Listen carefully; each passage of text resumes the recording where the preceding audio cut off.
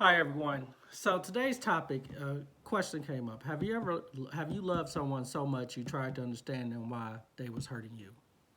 Truth of the matter is, we all go through it. We all have loved someone, cared for someone, wanted someone a part of our lives so badly that we love them so much to try to understand why they did the things they did, why they the type of person they are.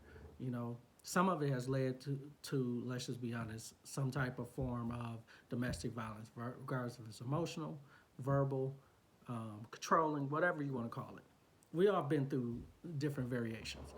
Some of our domestic violence is probably not as extreme as others, and some of ours have been mild, but it's still, let's call it what it is. It's been domestic violence to some degree.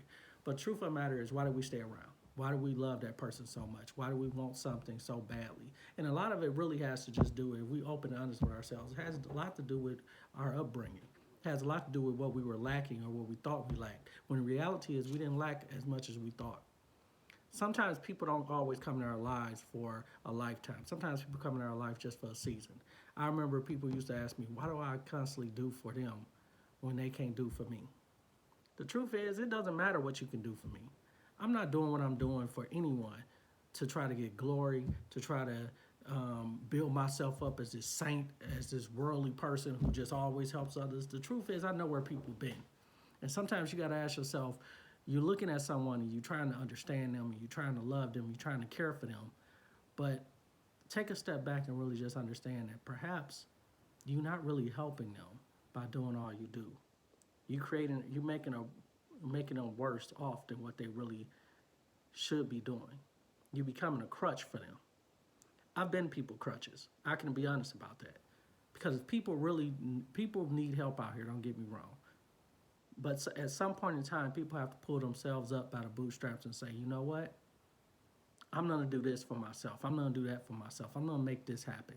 Instead of always making an excuse or trying to find someone to bail them out, help them out, and rescue them. You put yourself in certain situations, so you really have to ask yourself, how can you get yourself out of it too?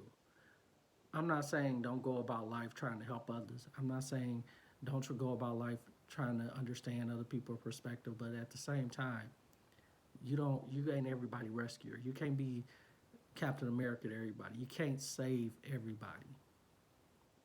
Only God can save everyone. That's not up for us to be the judge, persecutioner, and savior. Our job is simply just to make sure people understand that they're not in the fight alone. There's help out there. There's resources out there. But it don't mean you stay around and be somebody's punching bag, be somebody, let somebody abuse you mentally, physically, emotionally. Doesn't mean you love a person to the detriment of your own health, your own physical well-being. So understand that.